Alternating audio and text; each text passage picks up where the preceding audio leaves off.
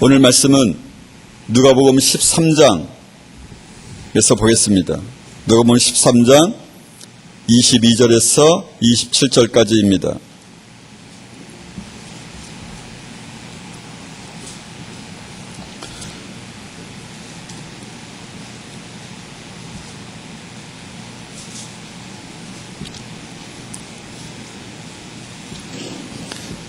(22절에서 27절) 말씀입니다. 함께 봉독합니다. 시작. 예수께서 여러 성읍과 마을에 들르셔서 가르치시면서 예루살렘으로 여행하셨다. 그런데 어떤 사람이 예수께 물었다. 주님, 구원받을 사람은 적습니까? 예수께서 그들에게 대답하셨다. 너희는 좁은 문으로 들어가기를 힘써라. 내가 너희에게 말한다. 들어가려고 해도 들어가지 못하는 사람이 많을 것이다. 집주인이 일어나서 문을 닫아버리면 너희가 밖에 서서 문을 두드리면서 주인님, 문을 열어주십시오 하고 졸라도 주인은 너희가 어디에서 왔는지 나는 모른다 하고 대답할 것이다. 그때 너희가 말하기를 우리는 주인님 앞에서 먹고 마셨으며 주인님은 우리를 길거리에서 가르치셨습니다 할 터이나 주인이 너희에게 말하기를 나는 너희가 어디에서 왔는지 모른다. 불의를 일삼는 자들아, 모두 내게서 물러가거라 할 것이다. 아멘.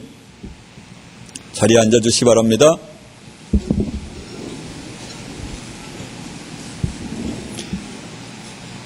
오늘 제자들의 결론에 의하면 예수님의 말씀을 듣고 무슨 이야기를 하는 거죠? 구원 얻은 자가 적겠군요. 이렇게 말씀하십니다. 제자들이 이렇게 묻습니다. 그랬더니 예수님이 뭐라고 말씀하시죠? 좁은 문으로 들어가기를 힘써라. 내가 너희에게 말하지만 힘쓰고 애써도 들어가지 못하는 자가 많을 것이다. 이렇게 말씀하셨습니다. 예수 그리스도가 나의 구세주입니다. 하나님은 놀라운 분이십니다. 나는 그분을 내 마음에 영접합니다. 이 말의 가치가 얼마만큼일까요? 이 말의 의미는 무엇을 말하죠? 이 말의 의미는 아무런 의미가 없습니다. 왜? 주여 주여 하는 자마다 천국에 다 들어갈 것이 아니다. 그렇게 말씀하셨기 때문에요. 주님, 우리가 주님과 함께 한 상에서 밥을 먹었습니다. 길거리에서 가르치실 때 우리가 그 옆에 있었습니다. 이렇게 말합니다. 그래도 나는 너희를 도무지 알지 못한다. 그렇게 말씀하셨습니다. 들어가기를 힘쓰고 애써도 들어가지 못하는 자가 많다. 여러분은 들어가기를 힘쓰고 애쓰십니까? 그러기는 하시는 겁니까? 여러분은 그런 생각을 할지 모릅니다.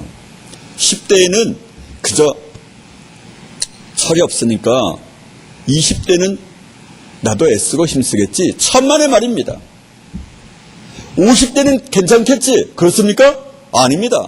저는 50대인데 50대 사람들을 만나면 말이 안 통합니다. 더 애쓰지 않습니다. 여러분 마음도 늙습니까? 여러분이 그러면 유치원 때 여러분 마음과 지금의 여러분 마음은 늙었습니까? 아닙니다. 마음은 저는 초등학교 1학년인 것 같습니다. 여러분보다 더 나이 어립니다. 마음은 늙지 않습니다. 여러분 만약에 오늘 구원의 사람이 아니면 늙어 죽을 때까지 구원이 아닐 수 있는 확률이 99.99%입니다. 오늘 여러분이 애쓰는 마음이 없으면, 천국에 대한 애타는 마음이 없으면 여러분은 나이 들어 죽을 때까지 애타하는 마음이 없습니다. 그거는 너무 명백합니다. 여러분의 인생을 살아오지 않아서 설마 달라지겠지? 그렇습니까? 안 그렇습니다. 여러분 부모님은 해마다 달마다 더 예수를 잘 믿습니까? 여러분이 봐도 틀립니까? 사람은 말입니다. 틀려졌다고 하더라도 달라졌다고 하더라도 교육에 의하여 사람은 얼마든지 바뀔 수 있습니다. 겉사람은 얼마든지 멋지게 보일 수 있습니다. 그런데 말입니다. 나이가 들면 원래의 성격이 등장하기 시작합니다. 60, 70을 넘어가면 이제 자기의 이성이 감정을 컨트롤하지 못하는 것이죠. 그래서 치매 증상은 뭐냐면 완전히 이성이 무너지고 감정대로 행동하는 겁니다. 그게 이성이 무너지고 감정대로 생활하는 사람을 우리는 뭐라고 말합니까? 치매라 그렇게 말합니다. 근데 진짜 중요한 게 무엇입니까? 우리의 감정이죠. 우리의 감정은 어느 누구나 동일합니다. 이 감정을 누구의 감정과 맞바꿔야 됩니까? 예수님과 감정을 맞바꿔야만 합니다. 여러분이 아무리 노력해도 소용없습니다. 저도 마찬가지입니다. 사람은 노력한다고 되는 게 아닙니다. 그러면 불교를 믿는 사람들은 얼마나 잘 천국에 갈 수 있을까요? 사람은 노력할 수 없습니다.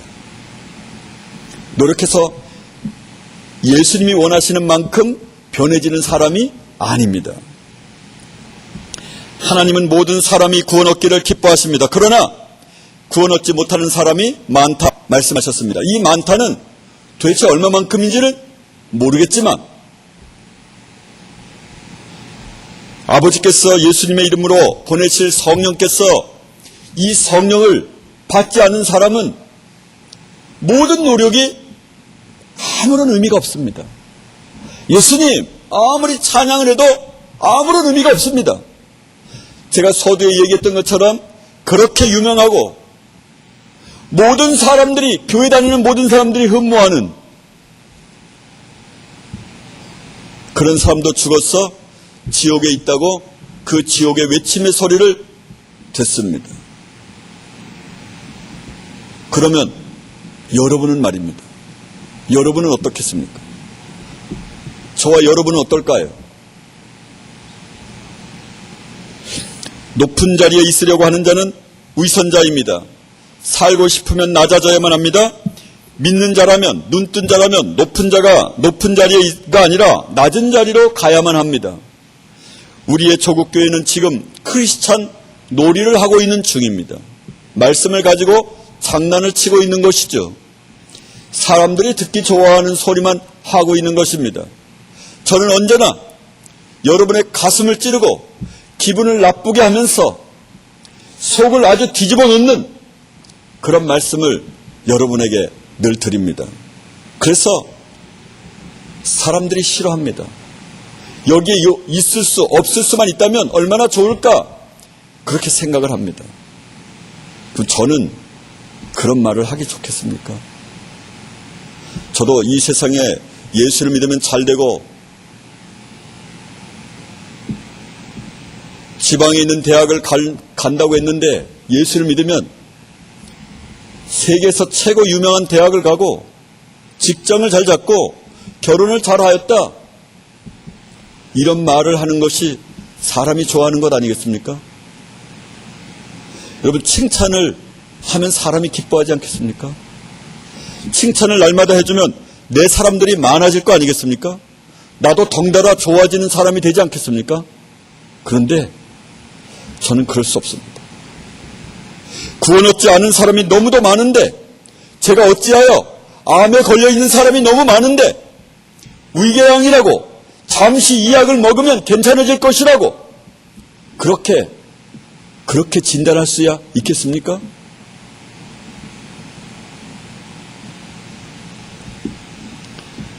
너무나 많은 사람들이 예수님을 구하지 아니하고 세상 일만을 구합니다. 세상 일을 구하는 사람은 악한 사람입니다. 구원을 얻은 사람이 아니죠. 구원 얻은 사람은 세상의 일을 구하지 않습니다. 여러분의 기도의 내용을 보면 다 압니다. 그 기도의 내용 가운데 세상 일이 많이 있다. 그것은 구원 얻은 사람이 아니라는 징표입니다. 사람들은 명성을 위해 싸우고 지위를 간구하고 이 세상의 인정을 원합니다. 여러분은 실력을 원하시겠죠. 문제없고 행복하고 잘되는 교회, 이것을 말하는 사람은 이단입니다. 이런 교회는 예수님이 세우신 교회가 아닙니다. 우리가 사는 현재의 세대는 자기를 사랑하고 부모를 거역하고 비방하며 쾌락 사랑하기를 하나님 사랑하는 것보다 더 좋아하고 사랑하며 경건의 모양은 있으나 경건의 능력은 부인하는 자입니다. 마지막 때입니다. 마지막 때는, 아주 마지막 때는 주님 오시기 직전에는 어떤 일이 일어나냐? 그러면 교회에서부터 심판이 시작됩니다. 구약에서도 성전에서부터 심판이 시작이 되었습니다. 에스겔 6장에 보면 성소에서 시작할지라 그렇게 말씀합니다. 오늘날에는 교회에서 심판이 이미 시작되었습니다. 잘 아시는 것처럼 WCC로 종교다원주의로 인하여 오직 예수 그리스도만이 구세주가 아니라는 그런 말을 외치면서 이미 우리의 조국교회는 5분의 4 이상이 다 이미 심판받았습니다. 더 이상 그들에게 구원이 없을 만한 그런 일들이 우리 가운데 일어나고 있습니다.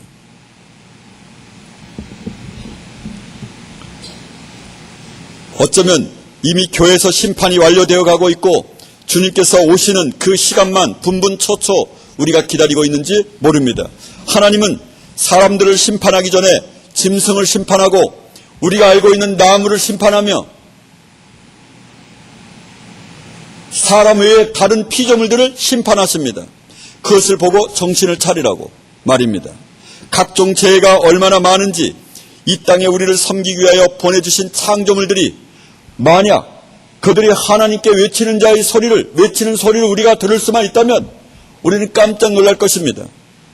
저와 여러분은 오늘도 땅을 밟고 그리고 고속도로를 타고 여러 갈래를 통하여 여러분이 왔을 것입니다. 그렇지만 이 땅이 이렇게 말하지 않겠습니까? 하나님, 부모를 거역하고 자기만을 좋아하며 인터넷 게임에 빠져있는 영화만을 보기 좋아하는 그런 인간을 위하여 내가 왜 발표해야 되죠? 음식물이 고백하기를 제가 입을 열기만 하면 하나님을 저주하고 사람을 비방하며 판단하고 비방하는 이 악한 자를 내가 왜 살려줘야 되는 것이죠? 이렇게 하지 않겠습니까?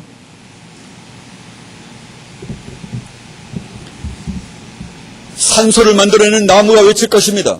하나님, 나 이제 더 이상 산소를 만들어내지 않겠습니다.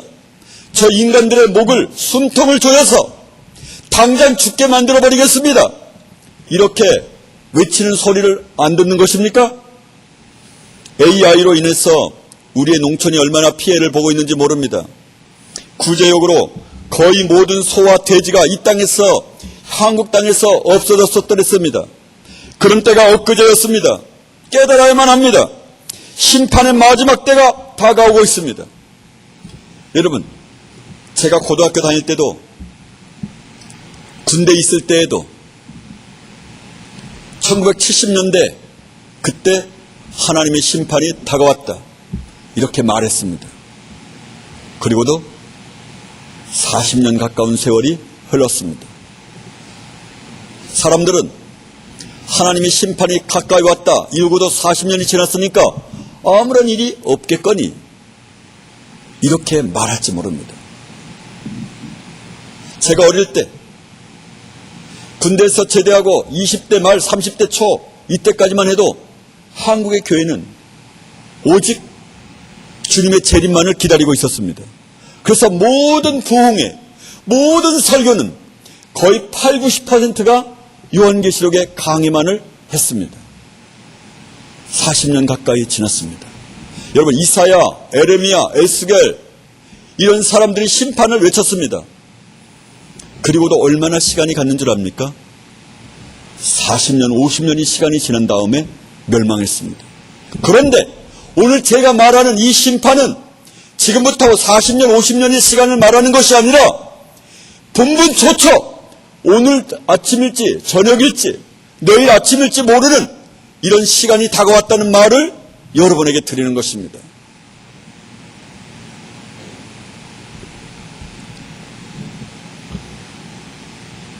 깨달아야만 합니다. 참으로 심판의 마지막 때가 다가왔습니다. 자기 배를 하나님이 삼아서 움직이고 있는 이 시대, 이런 시대는 더 이상 거룩을 원하지도 않습니다. 좋아하지도 않습니다. 음란과 오락물을 좋아하고 영화를 좋아하며 그런 세대는 구원 얻지 못한 세대입니다. 분명 너무도 슬픈 세대이죠. 여러분, 우리를 왜 이렇게 예수님께서 참아 기다리시는 것이죠? 한 사람이라도 구원 얻도록 말입니다. 여러분, 사람이 예수를 안 믿었을 때 그 결과가 어떻습니까?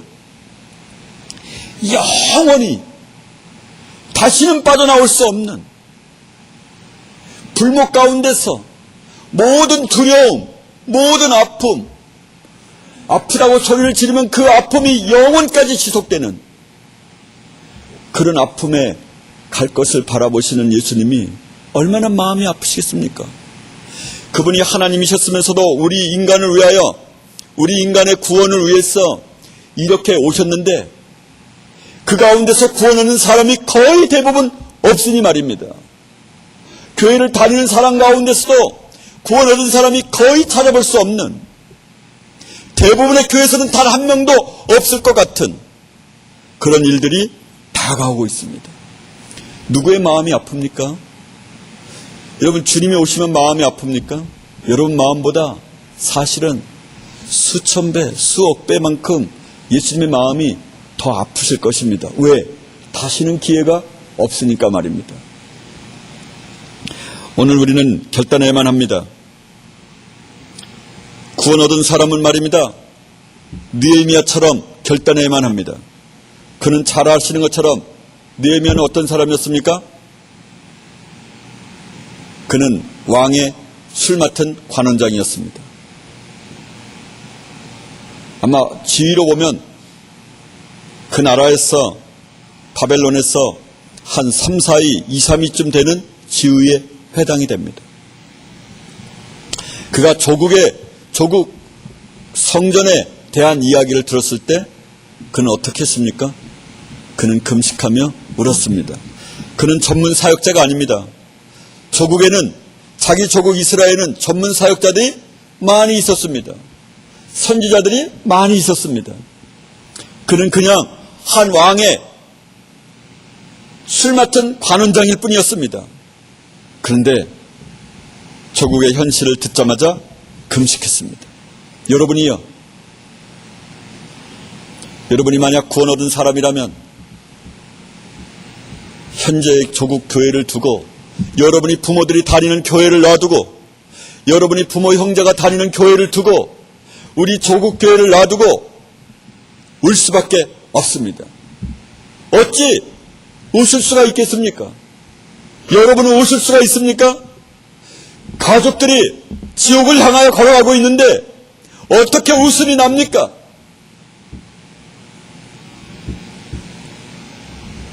느헤미야는 왜 다른 사람이 아니고 나인가요? 나 외에 하나님의 일을 전담하여 하는 많은 사역자가 있습니다 라고 변명하지 않았습니다. 여러분이요, 여러분도 변명하지 말아야만 합니다. 저와 여러분이 결단코 변명하면 안 됩니다. 느헤미야는 바벨론 궁정에서 머물 필요가 있었습니다. 그는 바벨론 궁정에서 머물러서 이스라엘 땅에 도움을 위하여 왕에게 끊임없이 나아갈 수 있었습니다. 그렇게 핑계를 댈 수도 있었습니다. 그러나 그는 자기에게 주어진 마음의 부담을 회피하지 않았습니다. 오히려 그는, 오 하나님, 이것을 제게 알려주셔서 너무 감사합니다. 여러분, 오늘날도 느헤미야 시대처럼 이렇게 하나님의 이름이 이방인 가운데서도 모욕을 받고 있습니다. 오늘 우리 이 땅을 보십시오. 하나님을 찾던 교회들이 종교다원주의로 홍수가 범람하여 쓸어가듯 이미 다 쓸어가 버렸습니다. 폐허뿐이고 세상과 결혼한 교회, 영성과 열성은 사라진 지 오래고 신앙은 미지근하고 눈물은 마르고 TV 앞에서 시간을 보내고 지옥 갈 사람들 때문에 우는 사람이 없어졌습니다. 하기야 같이 지옥 갈 사람인데 어찌 울 수 있겠습니까? 오늘날 교회는 이 시대를 향하여 애통함이 사라졌습니다. 오늘 저와 여러분이 핑계를 대면 안 됩니다. 왜 나인가? 그래서는 안 됩니다. 내가 왜 이런 국가를 책임져야 하는가? 느헤미야처럼 울어야 하며 애통하며 기도하는 사람이 되어야만 합니다. 우리가 교회의 이런 상태를 알았으니까 말입니다. 가슴이 찢어지는 슬픔이 어디 있습니까? 설교자 중에서, 성도 중에서, 여러분들 가운데서 진실을 말해야 할 사람이 있어야 되지 않겠습니까? 무슨 일이 일어나고 있는지, 주님이 언제 오시고 계시는 것인지 말해 주어야만 합니다. 교회에서 심판이 시작되었는데 여러분이요, 만나면서 언제까지나 농담을 할 것입니까? 아직도 세상의 이야기를 나눌 것입니까? 예수님의 재림의 대회는 왜 벙어리가 되었는지 TV를 포함한 각종 오락 프로그램을 보면서 어리석게 시간을 다 보내버리고 환란의 때를 준비하지 않는 그런 사람들이 많아진 때 살고 있습니다. 아모스 선지자가 북이스라엘로, 남유다 선지자인데 북이스라엘로 갔습니다. 북이스라엘에서 뭐라고 말하냐면, 북이스라엘 당시에는 가장 북이스라엘 왕국이 흥왕한 때였습니다. 그런데 이 아모스 선지자는 무엇을 말합니까? 심판을 말합니다. 오늘 우리의 조국을 바라보면 이제껏 우리가 살아온 날들 가운데 가장 잘 살고 있습니다. 여러분, 혹시 우리 조국 대한민국이라고 하는 그런 그 광고, 그걸 혹시 보셨습니까? 보면 눈물이 나올 만큼 너무도 자랑스럽습니다. 이럴 때 우리의 영혼은 어떤 상태이죠? 미국을 의지하니까 이 나라가 안전합니까? 전쟁의 위험이 사라져버렸습니까? 은혜의 날들이 점점점 사라져가고 있습니다. 영원히 지옥에 있을 수밖에 없는 사람들을 향하여 긍휼한 마음이 끊임없이 일어나도록 세상에 주는 것들에 대하여 여러분이 주목해서는 안 됩니다. 자신의 신부가 자신의 말씀을 기뻐할 것을 기대하면서 오늘도 신부인 우리를 기다리고 계시는 예수님을 바라보셔야만 합니다. 매일 성경을 읽으셔야만 합니다. 하나님을 사랑하기 위한 시간을 내십시오. 돈을 벌기 위한 시간은 있어도, 놀기 위한 시간은 있어도, TV를 볼 시간은 있어도, 인터넷에 서핑할 시간은 있어도 하나님을 위한 시간을 내기를 어려워한다면 어찌 그 사람이 구원 얻은 사람이라 말할 수 있겠습니까? 조지 물러의 이야기입니다. 70세 때 성령께서 그에게 더 많이 기도하거라, 그렇게 음성을 주셨습니다. 그렇게 기도했더니 조지 물러는, 이 사람은 평신도 사역자인데 많은 목회자들을 교육시키는 교육자가 되었습니다.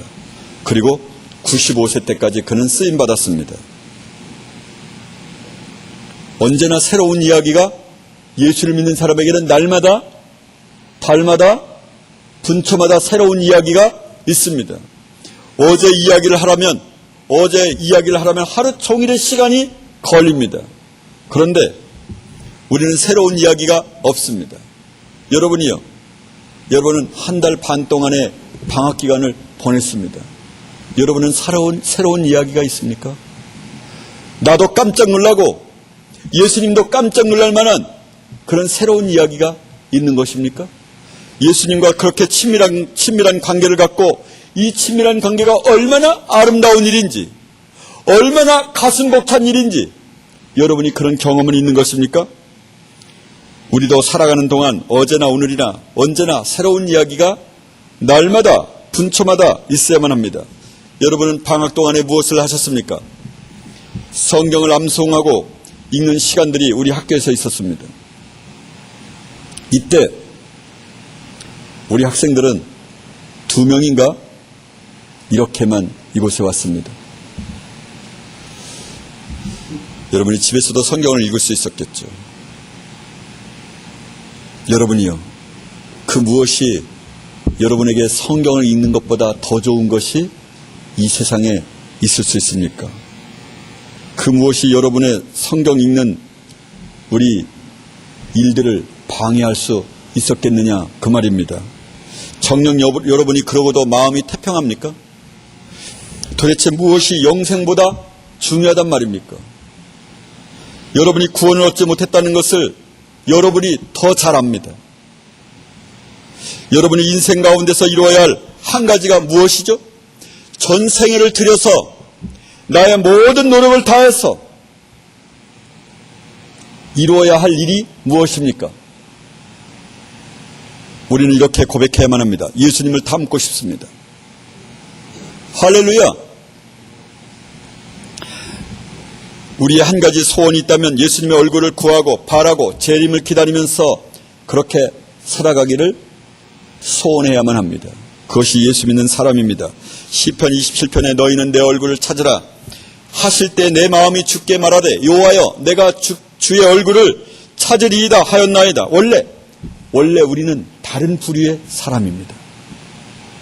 세상에서 매여 사는 존재가 아니라 내 안에 세상을 더 이상 추구하지 않고 명예를, 부귀를, 아름다움을 추구하지 않고 이것을 내 안에 옛 자아를 몰아내는 일, 그것을 하는 것이 우리의 최고의 가치여야만 합니다. 내 안에 세상을 쫓아내고 영혼의 가치를 보면서 살아야만 합니다. 세상을 미워하지 않는 사람들은 천국이 없는 것입니다. 사람 평가에 시선을 주지 않는 사람만이 예수님의 진정한 제자에 해당합니다. 저는 오늘 이 조그만 머리를 가지고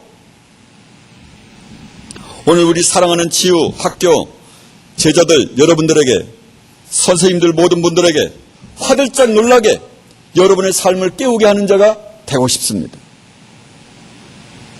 우리에게 고난은 주어진 것이고 고난은 정해진 것입니다. 여러분, 이 고난을 피해가려고 하는 사람은 구원 얻은 사람이 아닙니다.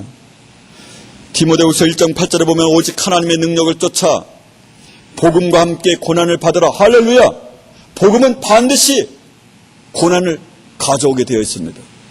왜냐하면 이 고난은 두 가지로 우리에게 나타나게 되는데 삶의 고난을 통하여 하나님이 영광을 받으시는 것입니다. 원수에게 하나님의 사랑을 부어줄 때 그의 영혼 가운데서 무엇이 일어납니까? 하나님은 놀라운 분이시다. 또 하나는 내가 고난받을 때 오직 누구만을 의지하게 됩니까? 오직 그리스도 예수만 더욱더 의지하게 됩니다. 바울은 날마다 내 마음에 사형 선고를 받은 줄 알았으니 이는 나를 의지하지 아니하고 오직 죽었다가 다시 산 자 예수 그리스도를 의뢰하게 하려 함이라. 죽었다가 다시 살리신, 다시 사신 예수 그리스도, 그분과 더욱더 친밀한 관계를 갖게 하기 위하여 예수님께서는 끝내 우리에게 고난을 주십니다.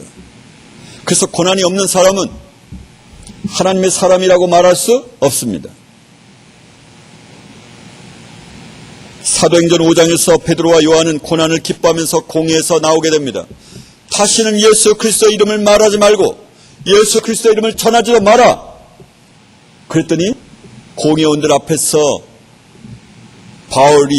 베드로가 뭐라고 말합니까? 하나님 앞에서 너희들의 말을 듣는 것이 옳은지 하나님의 말씀을 듣는 것이 옳은지 판단하라. 그냥 이렇게 장난삼아 친구로 아니면 이웃으로 만나서 그런 말을 한 것이 아닙니다. 공회 앞에서 한 것입니다. 잘못하면 돌에 맞을 수 있고 영원한 형벌을 받을 수 있는데 그는 담대하게 그렇게 말하였습니다. 고난으로 여러분의 몸이 드려지기를 소원해야만 합니다. 할렐루야! 삶의 고난을 통하여 하나님의 영광을 이 땅 가운데 드러내야만 합니다. 따라서 번영을 찬양하고 이 세상의 명예를 좋아하고 돈을 좋아하는 사람은 이것은 좋은 인생이 아니라 이 땅에서 사는 사람들 가운데 가장 불쌍한 자입니다. 참으로 지옥에 갈 수밖에 없는 사람입니다. 우리가 이 생뿐이면 우리가 이 세상에서 가장 불쌍한 자입니다. 바울이 외쳤습니다. 예수님은 우리를 고통이 있는 삶으로 부르고 계십니다. 고난은 인내를, 인내는 연단을, 연단은 소망을 우리에게 주는 줄 우리가 알미라. 소망이 우리를 부끄럽게 아니하면 성령으로 말미암아 하나님의 마음이 우리 마음에 부은 바 되미니 하나님의 마음이 우리 마음에 부어진 사람, 이런 사람이 달라지는 것입니다. 그래서 바울은 고난을 기뻐했습니다. 능욕과 궁핍과 핍박과 약한 것들을 나는 기뻐하노라, 이렇게 고백했습니다. 우리는 번영신앙을 증오해야만 합니다. 여러분, 간증을 할 때도 잘 되는 것에 대하여 간증하는 사람은 악한 사람입니다. 이 사람은 구원 얻은 사람이 아니라고 확실하게 말할 수 있습니다. 그것은 복음이 아닙니다. 이 땅에 주시는 선물을 공급해 주시는 하나님보다 더 높은 위치에 두는 사람입니다. 그것이 우상숭배입니다. 여러분, 그래서 기도하는 사람들이 끊임없이 우상숭배를 하고 있는 중이죠. 우리 조국교회에 여러분의 부모님들의 대부분의 경우가 그렇지 않습니까? 하나님만으로 충분해야만 합니다. 하늘에서는 주 위에 누가 내게 있으리요, 땅에서는 주밖에 나의 사모할 자가 없나이다. 할렐루야! 이런 고백이 저와 여러분 가운데 있어야만 합니다. 예수님의 말씀을 우리가 매끼 먹어야 할 음식보다 더 사랑해야 되지 않겠습니까? 그래야 하나님의 사람이라 말할 수 있지 않겠습니까? 말씀이 송은끌보다 더 단이다, 이렇게 외쳐야 되는 것 아닙니까? 죽기까지 충성하고 위험하고 무모한 삶을 날마다 살 수 있어야만 합니다. 자동차, 집을 소유하고 성적을 탐하고 그런 세상 탐심이 우리를 영원히 불지옥으로 끌고 가게 합니다. 갈채, 우정, 아내, 자녀들, 친구, 인정, 이것보다 더 귀하신 예수님이 우리의 영원한 상급이어야만 합니다. 할렐루야! 요한복음 5장 44절에는 이런 구절이 있습니다. 너희가 서로 영광을 취하고 유일하신 하나님께로부터 오는 영광을 구하지 아니하니 어찌 나를 믿을 수 있느냐. 우리가 사람으로부터 오는 영광을 사랑하면, 즉 다른 사람들로부터 찬양받고 인정받고 좋은 대학을 가고 좋은 직장을 얻고 아름다운 여인을, 멋진 남편을 얻고 박수를 받고 사랑받고 칭찬을 받으면 날아갈 것 같은 기분이 듭니까? 지배하고 높아지고 중요한 사람이 되고 싶습니까? 이것은 마귀가 좋아하는 것이요, 예수님은 매우 싫어하시는 것입니다. 그런 사람은 지옥 형벌을 면할 수 없습니다. 영향력을 세상에 끼치겠노라고 꿈꿨던 곳에서 돌아서셔야만 합니다. 기꺼이 나의 모든 꿈을 접겠습니다, 이렇게 말할 수 있어야만 합니다. 타락한 목사들은 하나님의 사랑에 대하여만 설교를 합니다. 그러나 예수님은 이 땅에 계시는 동안에 지옥에 대하여 가장 많은 설교를 하셨습니다. 저도 언제나 그래서 목사들은 기본적으로 지옥에 대하여 더 많은 설교를 해야 된다고 저는 믿습니다. 여러분을 괴롭히고 있는 중이죠. 회개에 대한 말씀을 여러분에게 14번째 전할 때 여러분들이 매우 싫어했습니다. 모두가 싫어했습니다. 그럴 수밖에 없습니다. 당연하죠. 그래서 선생들도 떠났죠. 더 이상 들을 수가 없습니다. 여러분도 아마 피할 수만 있으면 도망가고 싶었겠죠. 그렇지 않습니까?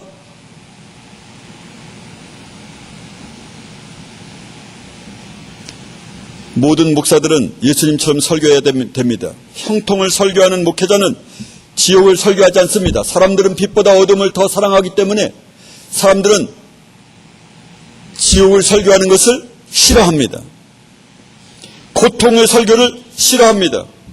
그러나 지금 그 소리를 지금 이 자리에서 듣는 것이 1000번 만번 좋은 것입니다. 하나님은 복수하시는 하나님이십니다.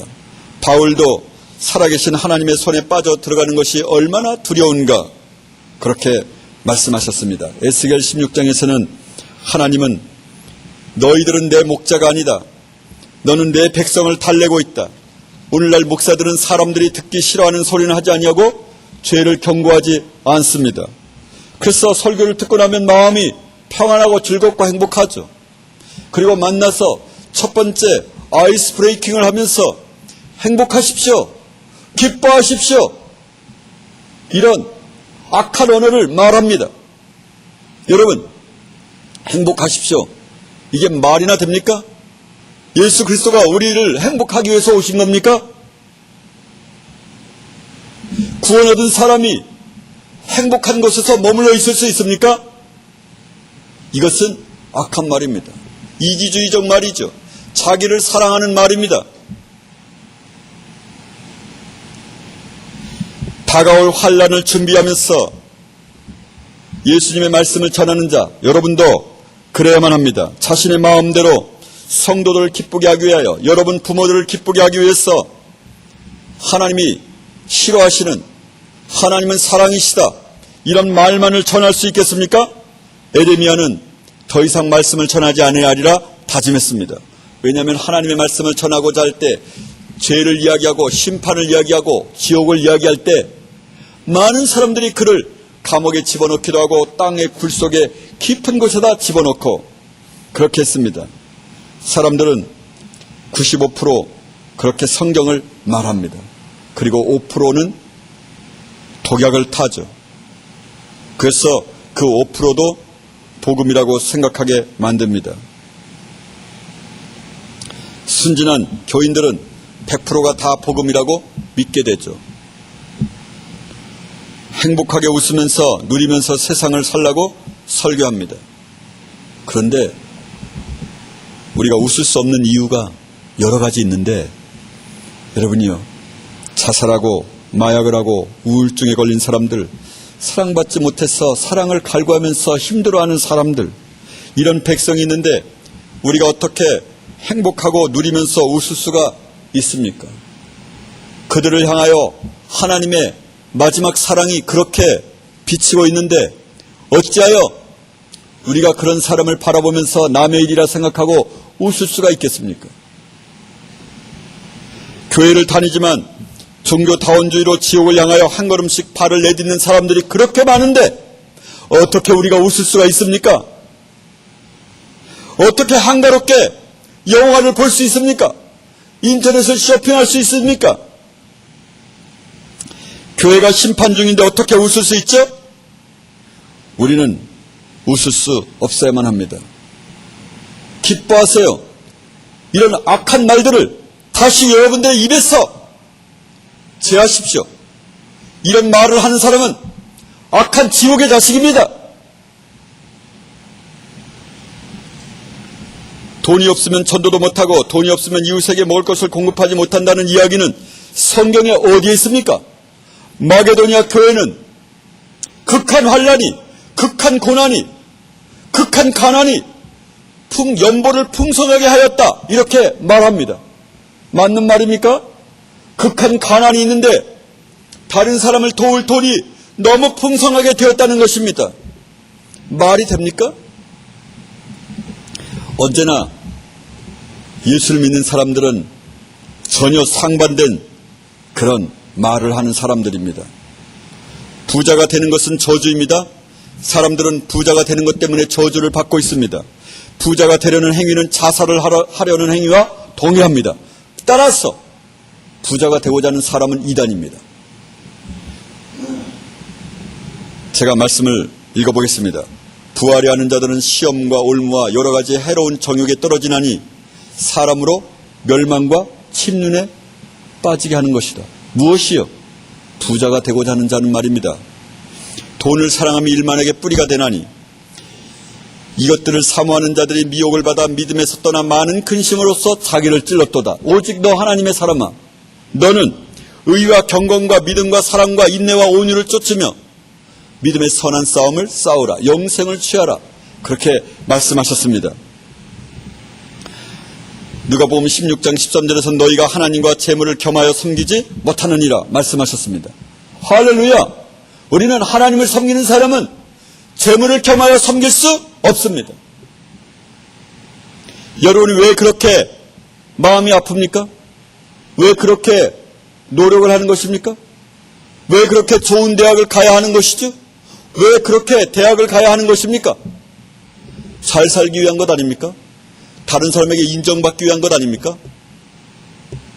좋은 직장을 얻으려고 하는 것 아닙니까? 그래서 좋은 아내, 멋진 남편을 얻으려고 하는 거 아닙니까? 이것이 악한 일입니다. 예수를 믿는 사람은 그럴 수 없습니다. 김다희 목사, 그분은 자기뿐만 아니라 자기의 자녀들을 어떻게 했습니까? 초등학교도 못 나오게 만들었습니다. 영어의 철자도 몰라서 한글로 영어 한글을 가르쳐줬다는 거 아닙니까? 어떻게 아버지가 자기가 그렇게 되는 것은 어떻게 해볼 만하지만 자녀를 그렇게 할 수 있겠습니까? 구원받은 사람은 근본적으로 다릅니다. 어쩌면 경상남도에서 구원받은 사람이 하나 있다. 그러면 그 사람일지 모릅니다.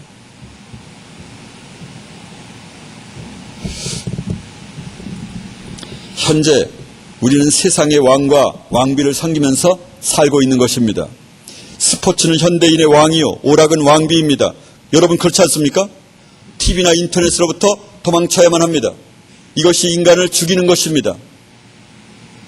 여러분 저도 제가 네이버 검색창을 한번 누르면 내 손가락을 자르리라 제가 마음을 먹었습니다. 언제 제가 손가락이 없거든 검색창을 잘못 눌렀군 이렇게 말씀하셔도 됩니다. 교회를 찾았네. 그러나 교회는 세상 속에 있었네. 세상을 찾았네. 그러나 세상은 교회 속에 있었네. 이런 말이 있습니다. 이게 무슨 말입니까? 교회와 세상이 똑같아졌다. 그런 말입니다.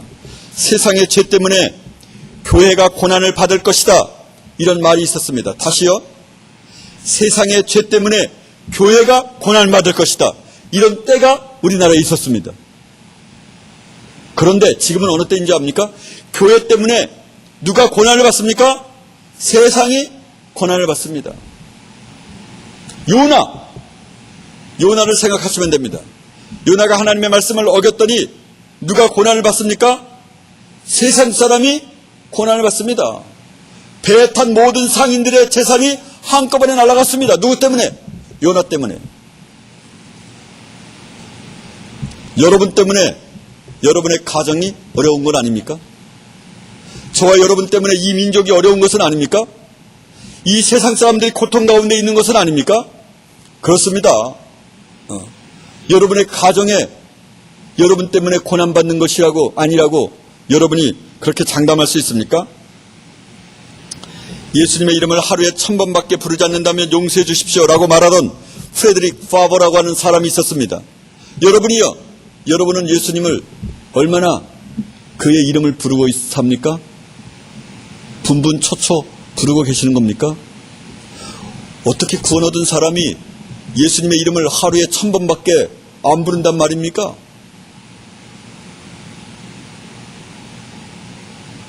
여러분이요, 부모 세대는 압니다. 자녀를 낳아놓으면 그 자녀를 두고 직장에 가면 1000번이고 10,000번이고 그 자녀의 이름을 부르고 그 자녀의 얼굴을 떠올리면서 일도 제대로 못하는 그런 부모들은 대부분 그렇습니다. 여러분, 사람이 사랑을 하면 공부가 되겠습니까? 안 됩니다. 일이 됩니까? 안 됩니다. 사랑하는 사람의 얼굴이 떠올라서 집중할 수가 없습니다. 여러분은 예수님을 사랑하느라 그런 때가 있었습니까? 오늘날의 설교는 되도록 고통은 줄이고 쉬운 복음으로 사영리로 접종을 받고는 세상 가운데서 잠들어 있다가 끝내 지옥을 다 가게 됩니다. 오늘날 교회 다니는 모든 사람들은 대부분 다 그래서 지옥을 가고 있는 중이죠. 그래서 신천지가 모든 교인들을 정통교회라고 생각되는 모든 교인들을 마음만 먹으면 다 끌고 자기네 사람으로 갑니다. 이게 그 증거입니다. 사람들은 고개 몇 번 끄덕이면서 영접 기도를 하고 지옥으로 직행하게 되는 것이죠. 나는 예수 그리스도를 믿노라. 이 말이 무슨 의미가 있다고 그랬죠? 의미가 전혀 없습니다. 그것은 무엇으로 입증해야만 합니까? 행위로 입증해야만 합니다. 제가 행위 구원을 말하는 것인가요?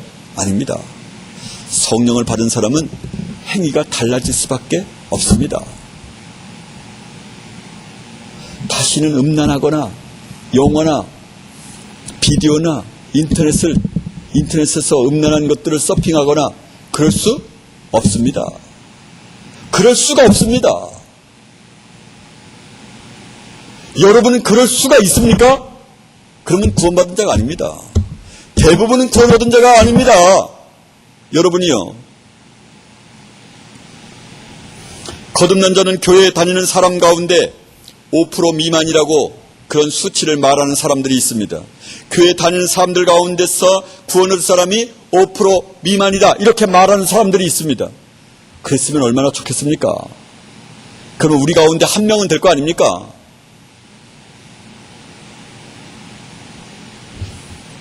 저는 그보다 100배는 적을 것이라고 생각합니다.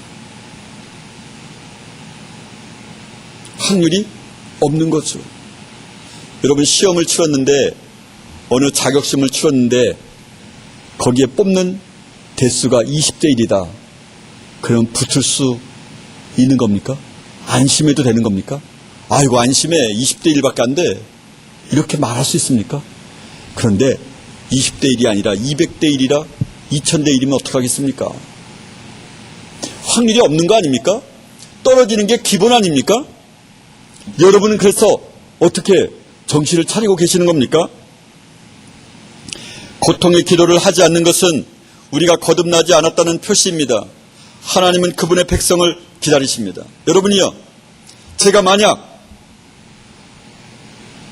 설교를 하는 목사라면, 아니 의사라면 여러분이 심한 질병이 걸렸습니다.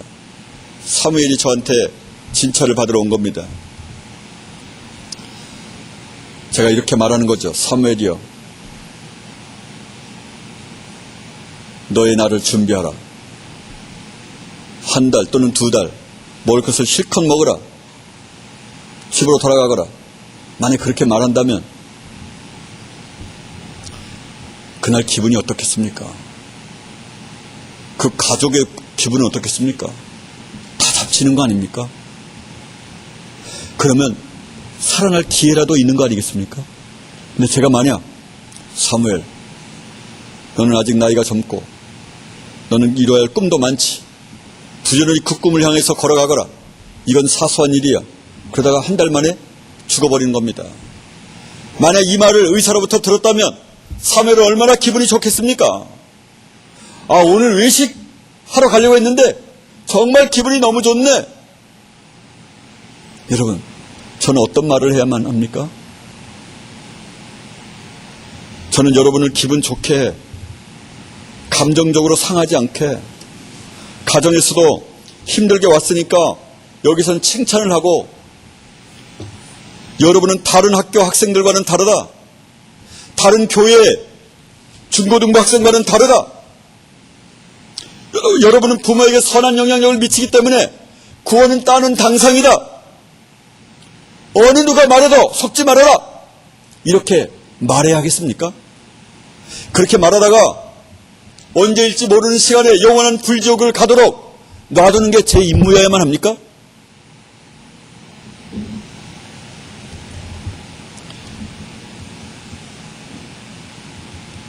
구원받지 못한 것이 분명한데 구원을 받았다고 치고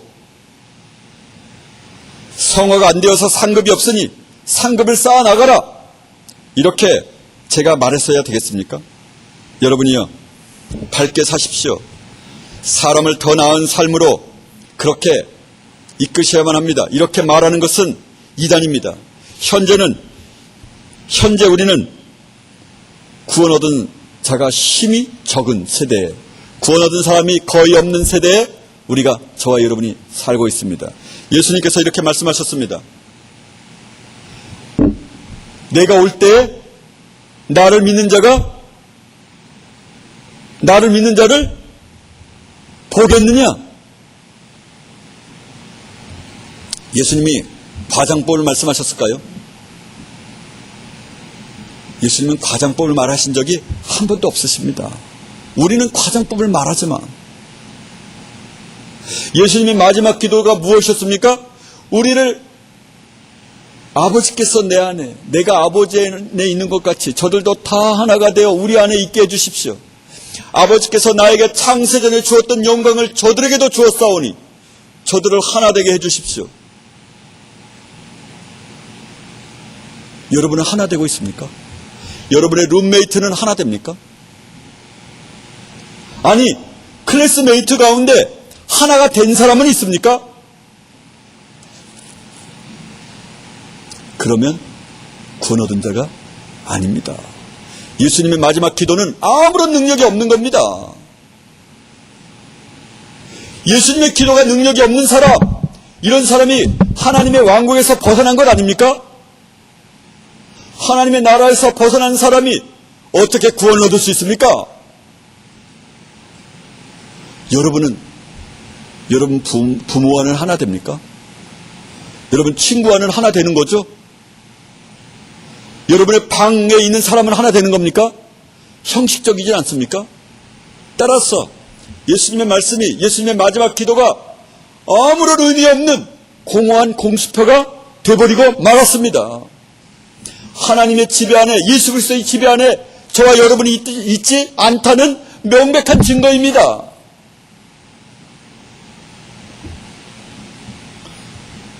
제자들이 그렇게 물었습니다. 구원 얻은 자가 적습니까? 이렇게 말입니다. 오늘 말씀 가운데 말씀을 함께 읽으면서 오늘 말씀을 마치겠습니다. 누가복음 13장 23절로 27절까지입니다. 함께 봉독합니다. 그런데 어떤 사람이 예수께 물었다. 주님, 구원받을 사람이 적습니까? 예수께서 그들에게 대답하셨다. 너희는 좁은 문으로 들어가기를 힘써라. 내가 너희에게 말한다. 들어가려고 해도 들어가지 못하는 사람이 많을 것이다. 집주인이 일어나서 문을 닫아버리면 너희가 밖에 서서 문을 두드리면서 주인은 너희가 어디에서 왔는지 나는 모른다고 대답할 것이다. 그때 너희가 말하기를 우리는 주인님 앞에서 먹고 마셨으며 주인님은 우리를 길거리에서 가르치셨습니다 할 터이나 주인이 너희에게 말하기를 나는 너희가 어디에서 왔는지 모른다. 불의를 일삼는 자들아 모두 내게서 물러가거라 할 것이다. 아멘.